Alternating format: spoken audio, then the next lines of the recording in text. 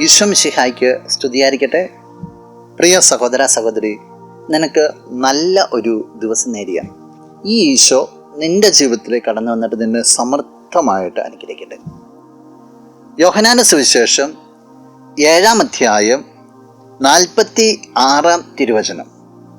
അവർ മറുപടി പറഞ്ഞു, അവനെ പോലെ ആരും ഇതുവരെ സംസാരിച്ചിട്ടില്ല. യേശുവിനെ വന്ദിക്കുവാനായിട്ട് പുരോഹിത പുരോഹിതരും ഫരീസേരും കൂടി കുറേ സേവകരെ വിടുകയാണ്. അവർ തിരിച്ചു വന്നു കഴിഞ്ഞപ്പോൾ ഈശോ കൊണ്ടുവന്നിട്ടില്ല. അപ്പോൾ എന്തേ അവനെ കൊണ്ടുവരാത്തതെന്ന് ചോദിച്ചു കഴിഞ്ഞപ്പോൾ പറയുന്ന ഒരു മറുപടിയാണ്, അവനെപ്പോലെ ഇതുവരെ ആരും സംസാരിച്ചിട്ടില്ല. നോക്കിയേ, ക്രിസ്തുവിൻ്റെ വചനത്തിൻ്റെ ശക്തിയും ആഴവും. ദൈവപിതാവിൻ്റെ തിരുമനസ് നിറവേറ്റാൻ വേണ്ടി വന്ന ക്രിസ്തു സ്വർഗത്തെക്കുറിച്ച്, ദൈവപിതാവിനെക്കുറിച്ച്, പിതാവിൻ്റെ കാരുണ്യത്തെക്കുറിച്ചൊക്കെ സംസാരിച്ചപ്പോൾ ജനം പറയുകയാണ്, അവനെപ്പോലെ ആരും സംസാരിച്ചില്ല. അത്രമാത്രം അവൻ്റെ വാക്കുകൾ ഞങ്ങളെ സ്വാധീനിച്ചു കഴിഞ്ഞു.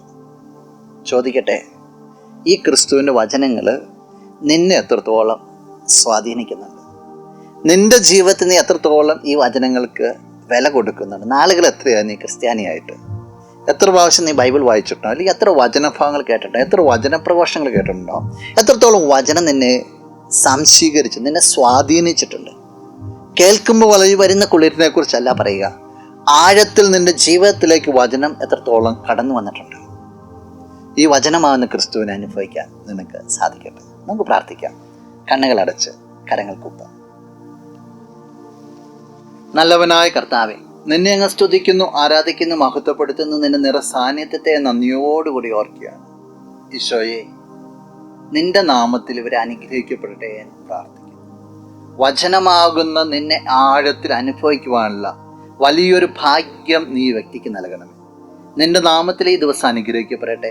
സർവ്വവിധ തിന്മകളിൽ നിന്ന്, തിന്മയുടേതായ സ്വാധീനങ്ങളിൽ നിന്ന് ഈ വ്യക്തി സംരക്ഷിക്കപ്പെടട്ടെ, ഇപ്പോഴും എപ്പോഴും എന്നേക്കും. ആമേൻ.